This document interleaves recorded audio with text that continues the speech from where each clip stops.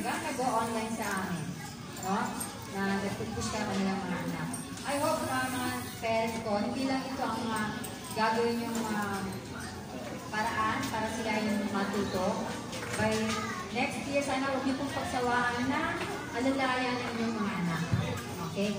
And remind ko po pala, yung inyong pong mga pre-K2, since it will be our last chance na magkita tayo. But I hope hindi tayo magkakalayo sa ating puso at isipan. Especially yung mga loyalty awardee ko. Alam natin po. Tayo nagsama. And for the PK1, keep on going with your child. And I hope na makapili niyo kayo ng next na inyong PTA officer. I think Sir Chris is still available. Hindi maghanap ng officer ha. Diba? Baby, yung medal mo. Thank you so much. Nagdala ka na nga ako dito eh. Okay. Kaya binigay na ng mga food.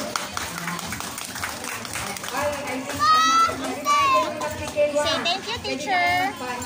Pero be sure po, yung timbang po ng mga bata, meron po kayo sa kayong height nila po. Bigyan mo ng pictures kami doon sa hindi po ginawang pag-timbang pag-sukat ng klaseng mga bata. So thank you very much.